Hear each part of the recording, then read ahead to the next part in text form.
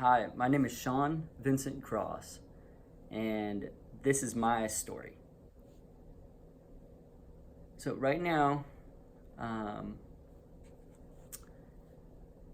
things are very interesting. Just kind of logging this in, and but to give you a real quick rundown of things and really where my mind goes these days and kind of the situation. So, I know what it's like to go multiple days without eating food.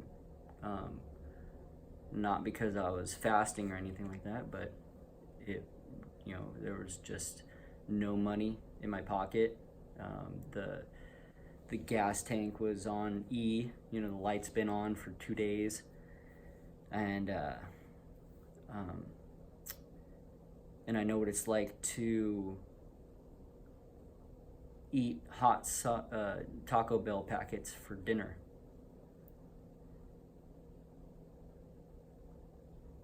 I sleep in my car at night, and the police are commonly knocking on my window and waking me up in the middle of the night. Um, and so I was looking for work for the longest time just so I could get money, and finally got a job at KFC, working part-time, but that part-time is not enough hours at all. um, I, I'm constantly they like telling them that I need to work more, and um, so I end up working like less than 10 hours a week. And so I was looking at other jobs. I email people online who are wanting tasks done, but no response there. I've Nobody seems to want to hire me. Nobody will hire me. um, I finally got a job working at making $20 an hour and my KFC job pays like $12 an hour. It's so you can do the math there. They pay if I'm working seven to 10 hours a week, and they pay every 2 weeks at $12 an hour. It's very, very little money. And I've sent out tons and tons and tons of applications online, and nobody will hire. I've went and I talked to job, what is it? Like job matching companies. Like, hey, come to us, we'll get you a job. And they have nothing. And their work ethic is very lazy. They don't call when they say they're going to call. They're not putting in much effort toward trying to get me a job. It's it's very off-putting. So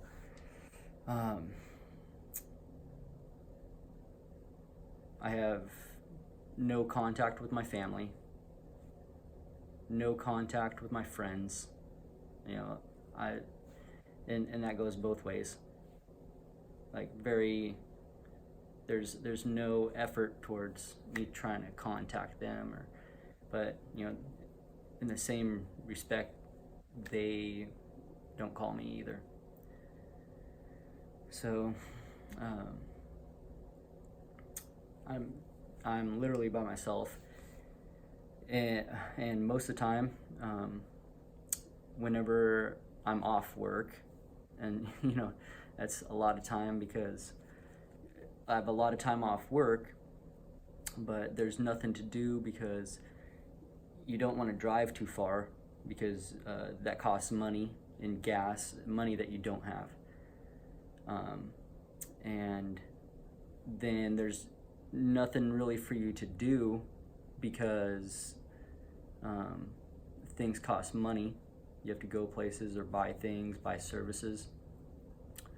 Um, so you find yourself kind of walking around. I like to go to the gym. That's one reason I go to the gym so often, is because that's something for me to do. Nonetheless, my gym membership costs money, and with negative $57 in my bank account, negative 57, and $1 in my pocket, I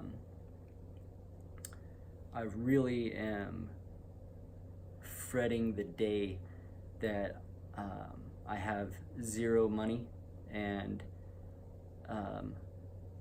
wondering what I'm capable of doing if and when I ever run out of money and need food or water. It's a bad thought thinking about being in that position of you need food, you need water, and you have no money to buy any of it. And then thinking about that is horrible. Nonetheless, it's a thought there, and it's constantly tapping. So looking at other jobs, I could be a lot better at pursuing jobs, but what happened was I was attempting to get out of line work. I'm from Alaska, and I'm a journeyman power lineman. They make really good money. Nonetheless, I wanted to make more money. I wanted to make a lot of money, more money than I could make building power lines.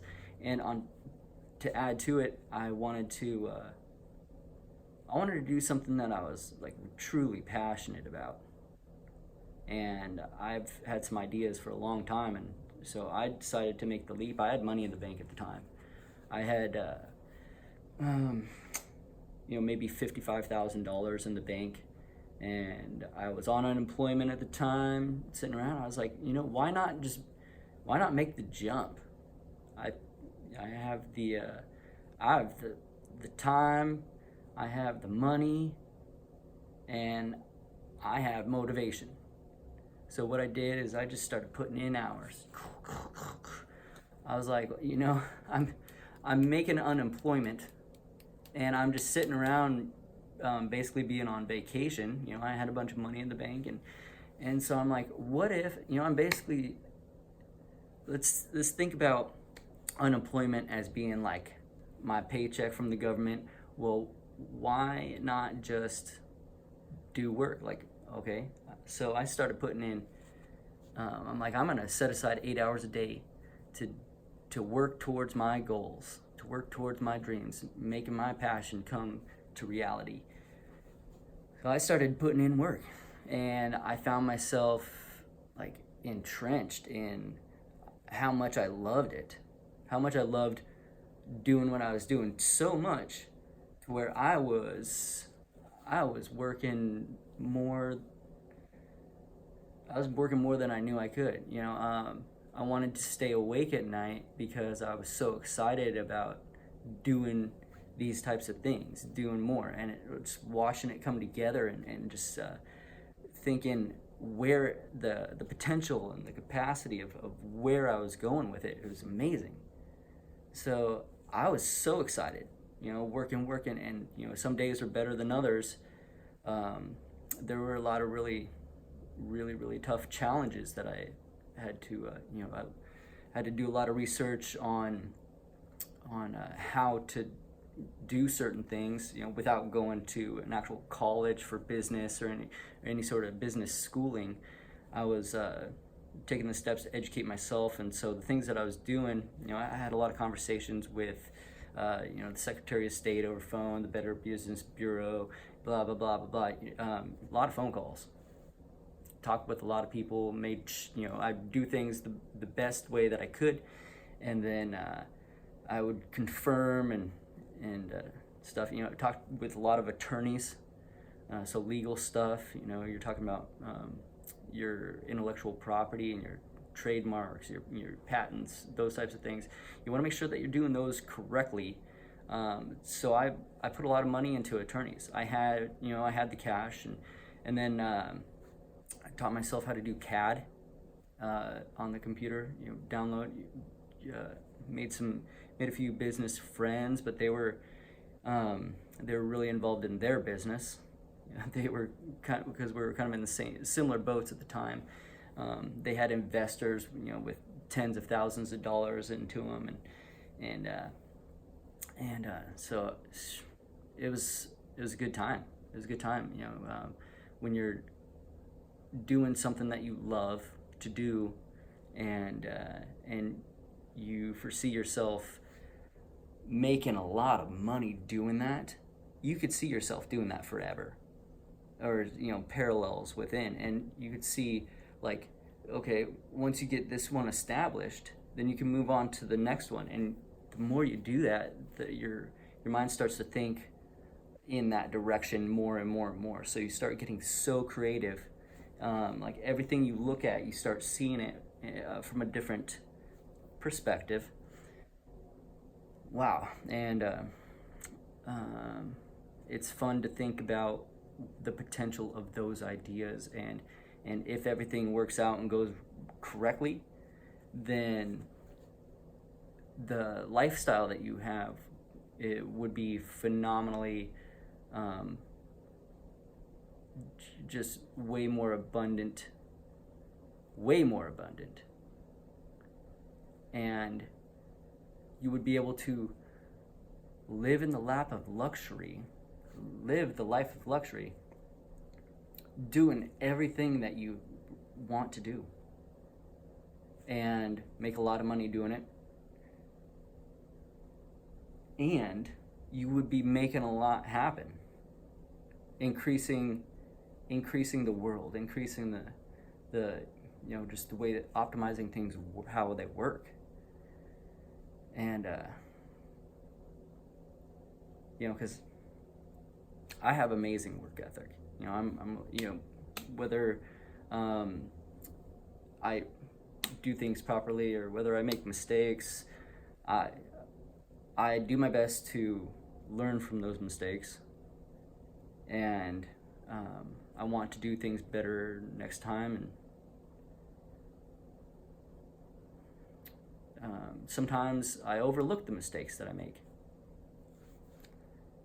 That's why it's good to have friends and family and business partners and people that have your back, because they'll, without just criticizing you, they'll constructively criticize you, because they want to see you do better. And that's a really good feeling to have. That frees up a lot of space in your mind. It frees up a lot of thought processes. Allows the thoughts to just build themselves in your head. And that's an amazing feeling. But and then now you're thinking about, you have to pull off that thought process, stop it, and then you're thinking about, where am I gonna pee? I know what it's like to pee in bottles and store them under your back seat for days. I spent a lot of time looking for other places to park my car where nobody's gonna bother me. And even then, people, you're within the city, like, and without doing, like a 45-minute drive, or even longer, to get outside of the city, where are you going to park your car where you're going to be able to just park there for long periods of time? Almost nowhere. And so there's multiple places that I have that are fairly close to where you work, and it's just it's horrible. So I'm thinking, well, why don't you just go back to work building power lines? Why? You make decent money and stuff, and it just sounds so unappetizing building power lines anymore. I've seen stuff go down where, man, it's such a high risk, and I've been involved with close calls, and I'm like, is that really something that I want to do? I've heard of people. I've had friends and brothers in the IBEW who have been severely injured or even killed, physically, like from equipment.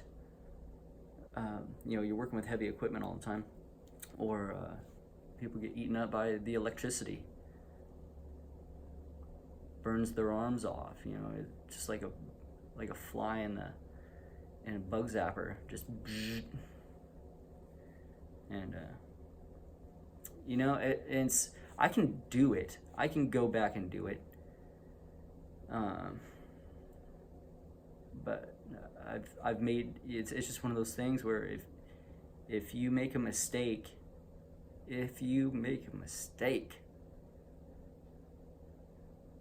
that might be the last mistake you make. And even worse, you might make a mistake that hurts when you're buddies. And it's like, I'm like, dude, is that something that I want to do? Is that a position that I just want to be in all the time? And, it's... I just feel like, I could do that for the rest of my life. But would I rather do something else? Yeah, much, much, much. And I see myself making way more money in these other positions. I feel like I can make more money and do what I love doing. Why wouldn't I? Why wouldn't I pursue that? I have to, and that's the thing. You have line work, and it's like, Sean, go build power lines, and do this on the side. Why don't you just do both? I feel like if I'm building power lines, I need to be 100% involved in the power lines. Otherwise, the slightest distraction could cause a mistake. If you're doing stuff and you're tired or mentally, physically, you're not paying attention, that could be bad. And if you're working long hours a lot of the times in summer, especially, you're doing storm work. You can go days working 18 hours a day. The longest shift that I've worked, and so you're talking storm work. Everything's down. It's chaotic. There's trees laying in the power lines. They're like giant mouse traps. You have to get into some really tight situations on purpose, knowing that there's a lot of risk and you could get severely injured or otherwise anything else. So longest shift I worked, it was storm, 34 hours. That's a 34-hour day. And not just being awake, you're moving, you're doing hard work, you're having to be mentally there and troubleshoot. You also have to troubleshoot. Then you're also driving around. Not just a car. You're driving big commercial equipment. You're operating equipment. you have chainsaws, you're climbing poles, you're belt and hooks.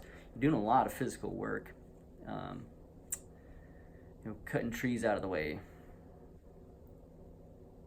and doing that for extended periods of time. I've done it time and time and time again. Guys are, it's insane. And I think to myself, yeah, that's it. They're paying you for it. They're definitely paying you for it. But do you want to do that for the rest of your life until you retire?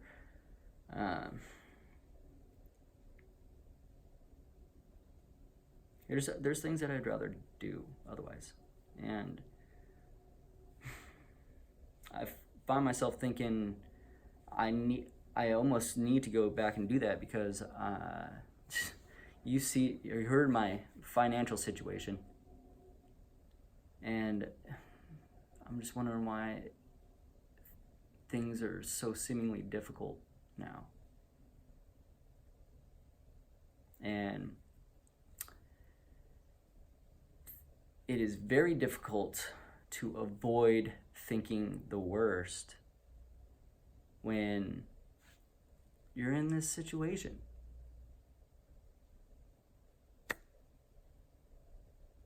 Like, really. So I'm from Alaska, and I pride myself talking about, I grew up racing motocross in the summer, dirt bikes, and racing snowcross and cross country on snow machines in the winter. It's so much fun, being in that racing environment and the competitiveness, and that's a lot of hard work too. That's a lot of hard work and a lot of money to maintain that. I mean, first off, you have to have a spare 10 grand in the bank just to get the machine. Then, not to mention the gear. You want to have good gear: helmet, boots, goggles, the actual riding attire, and motocross gear is a lot as far as the setup, is a lot less expensive than snow machine gear, because the snow machine gear, you're talking layers for one. You have to keep warm, and it's it gets cold. Some of the weather that we rode in, cold, talking 30, 40 below, and that's some cold weather. Then you have to, so you gear up, and you want that good gear because, for one, it's cold outside, and two, you're moving around. You need something that is going to allow you to move. You've seen the Christmas Story where the kid's all bundled up and you just, I can't move, right? So you want to avoid that because you're racing. I mean, you're not just riding a snow machine.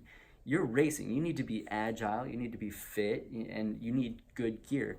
So not only is it cold outside and you need to be able to move, but also you are perspiring, you're sweating. Now, there's a lot of physics that goes into sweating in the cold. A lot of things you need to think about, a lot. And most people have no comprehension of that. I mean, a lot of people have not at all even ridden a snow machine, ever. And to think of what it takes to gear up to ride a snow machine, most people are like, don't like the cold. But if you like doing stuff in the cold, it's fun. So you're racing a snow machine, and those things go fast. You're talking, when you're racing, you go fast. You're talking 100 miles an hour, 110 miles an hour. You're not seat belted in, and you're not riding on just smooth, like a road. You're going through bumps, and some of those bumps you'll be doing it'll be bumpy, like it's impressive how fast one can go through that stuff and still maintain that control. You find yourself doing 60, 80 miles an hour through some of these bumps, depending on how big they are. And I mean, thinking of even some of the bigger bumps where you're going slower, like 30, 40 miles an hour. You wreck at those speeds, and I've wrecked. You wreck those speeds, it's life-threatening. The only thing that you have protecting you is a helmet and maybe some knee pads or chest protector. But you think about jump off a snow machine doing 40 miles an hour. I've broken bones. I have broken bones. That is not fun. It hurts a lot.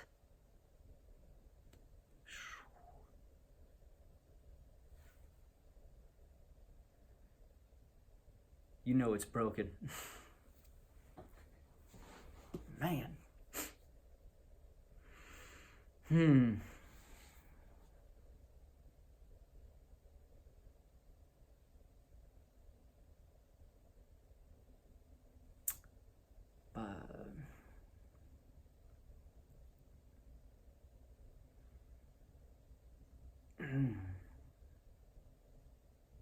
I got my first motorcycle when I was 6.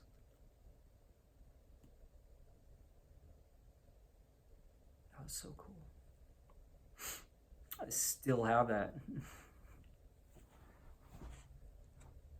I was cleaned it all up, repainted it, did a little work. The gas tank is metal. Metal gas tank, and so it was dented up. I some Bondo on it, repainted it red, but the red is, it's a little bit lighter than the original red, because Honda has their special colors, their patented special colors, trademarked or whatever. And so bought the spray paint from like Walmart,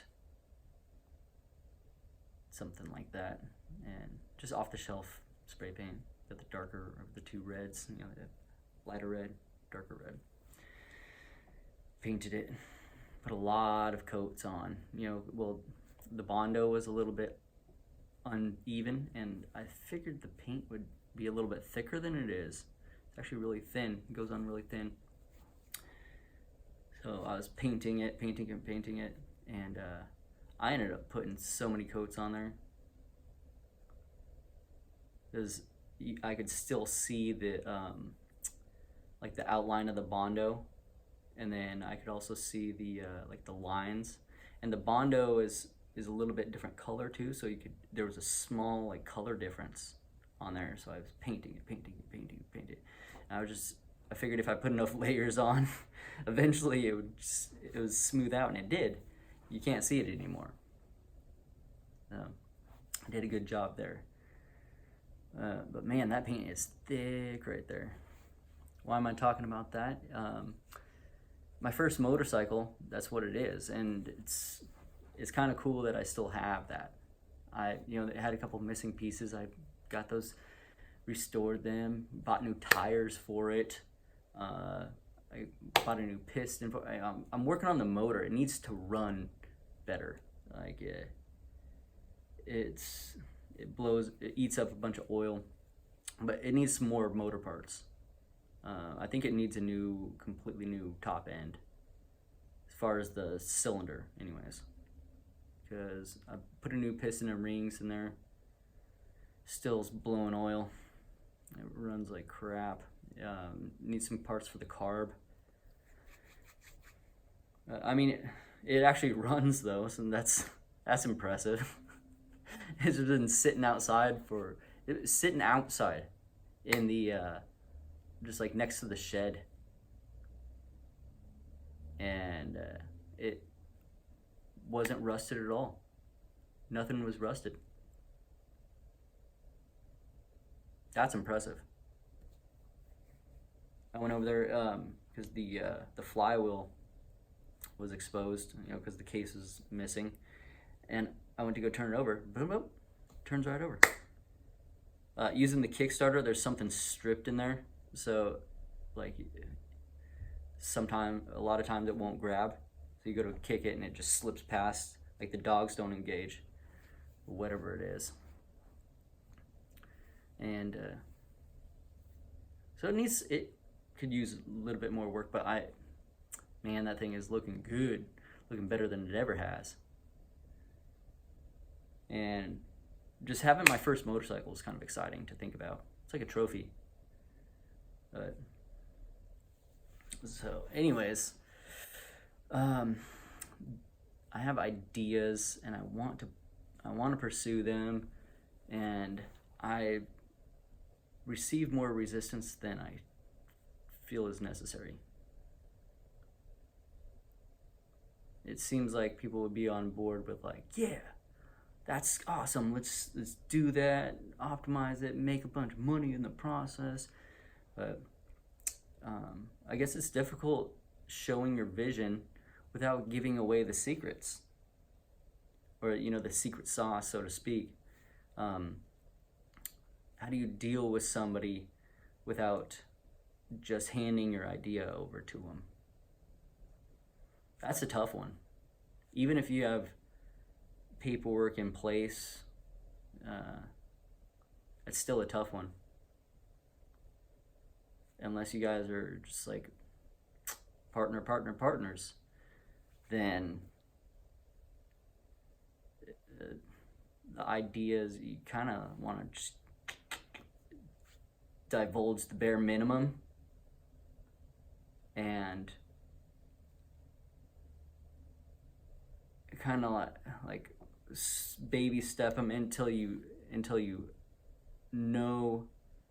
like friends. You almost kind of want to be friends with them. But getting to know them is tough, and then I feel like I should be able to just be a little bit more open and just say what I want to say, but there's always that thought that, well, if I say too much, then they're just going to grab my idea and run with it, and it'll be out there, and they're going to make all the money, and then I'm left still trying to get that idea going, but they've already done it, so then it's too late. They're first to market. And so I feel like just the business that I'm doing is subpar, because I'm just keeping a lot of information, and they can sense that. They can sense that I'm holding information, because they're like, what are you doing? And I'm like, well, I give such a vague description, they're like, still have no idea what it is that you're doing. I'm like, well, it's gonna be good. It's gonna be good, and so let's make it happen. Come on, just give me a chance. And a lot of people are very hesitant towards even having those kinds of conversations, and they just shut down. It's interesting. It's interesting because I feel like what do they have to lose? They have everything to gain. And where there's a will, there's a way. So it's not like you can work something out. You could work something out, and if it seems like others need to be a little bit more receptive towards that kind of concept. Like, it's not just black and white all the time. You can contour things. You can make it for sure. Just do it the right way, and you'll spend very, very little money to make things happen. And then that increases your margin substantially. Way, and decreases your risk. You have necessary risk and unnecessary risk. The only risks that you should be taking is the necessary risk, and that's risk with a targeted reward. Now on your necessary risk, you want to mitigate the risk as much as possible, minimize it. So you reduce your risk as much as possible for the maximum reward. That's essentially your margin. And you want the best margins you possibly can have. And when your risk goes down, your happiness goes up. Your spare time goes up. You start getting in that flow state where you can just start just doing whatever you want. And the things that you want to do are helping the business, it's helping the company, it's growing, it's expanding. You're just blowing up at that point. Woo! But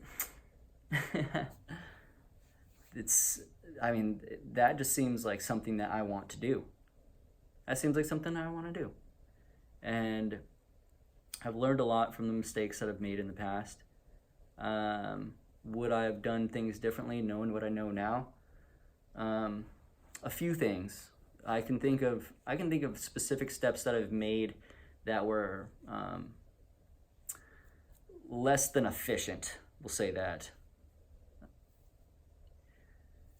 I would have made better business deals. I would have done more face-to-face promoting. I think that's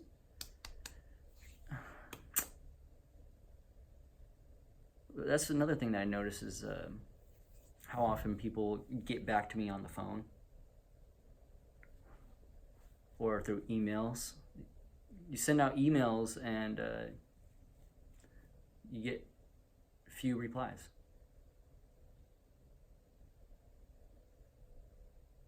Make phone calls, leave messages.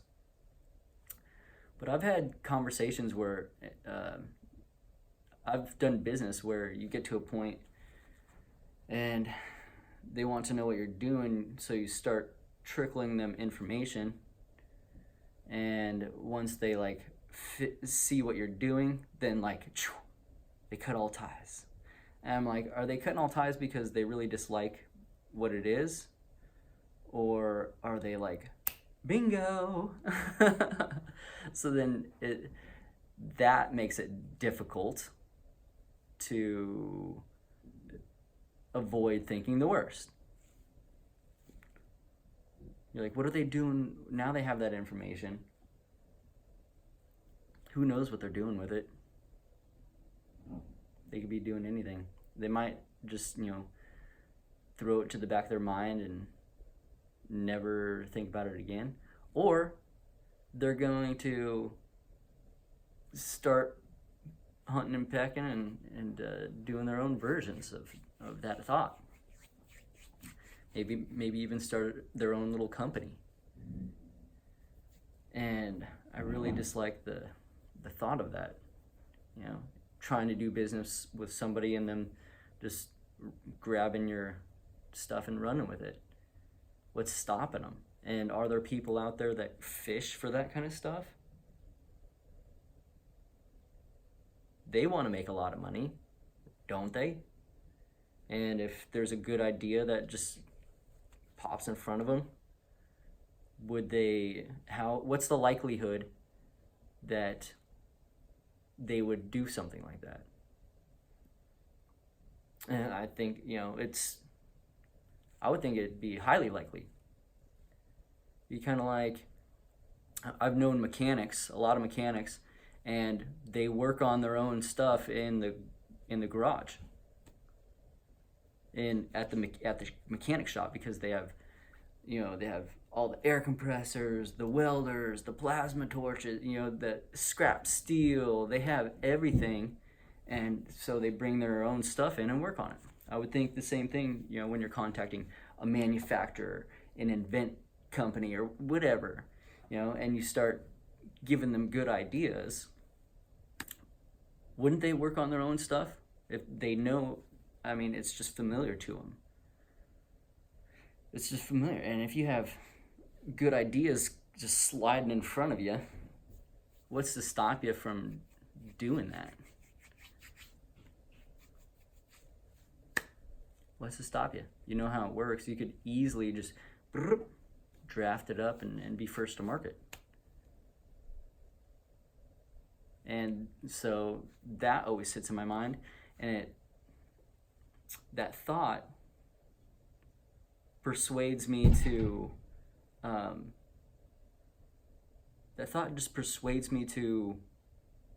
be very vague with business negotiations.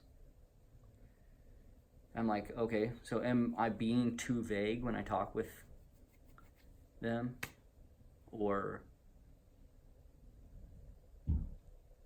am I giving them too much information? I think about those kinds of things. And so I'm like, what's the best way to get my point across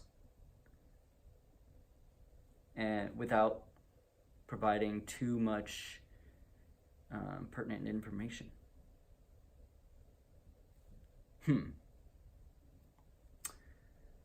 So I have a lot of room for improvement, and I'm working on it. So my thing is, I'm gonna be healthy, as healthy as possible. I have a lot of room for improvement there, but I've been working out consistently, so my body is definitely capable. My cardio is really good. I'm getting stronger all the time. I feel it. Rarely am I ever sore anymore. I work out every day, sometimes twice a day, and so I like that. I like the feeling of being strong and being able to run and go wherever I want physically. My car has over 100,000 miles on it, and gas tank is on a quarter right now.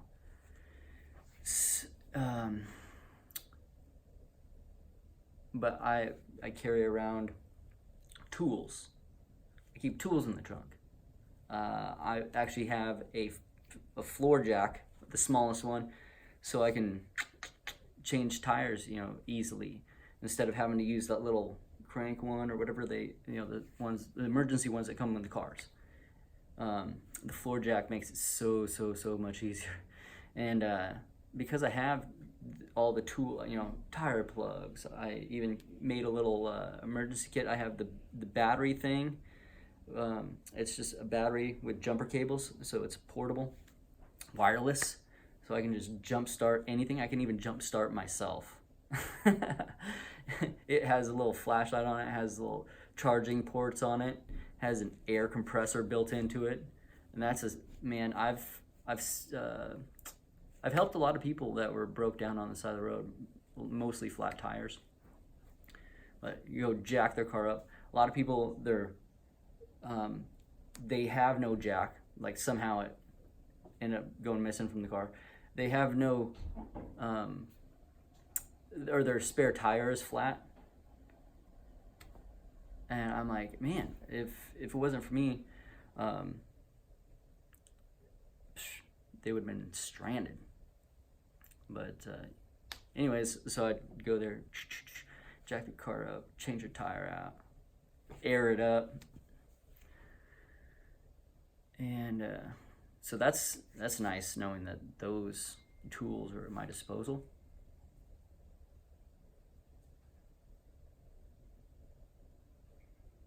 And anyways,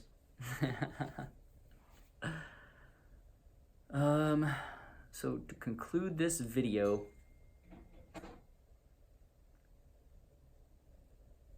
my life is really intriguingly interesting at the moment in a bunch of unique ways. that I thought would never be in front of me. Learning experience for sure. I'm going to keep on keeping on, and I look forward to being highly, highly, highly successful one day. That's my plan. Now it's time to work out the details. Have a good rest of your day. God bless you.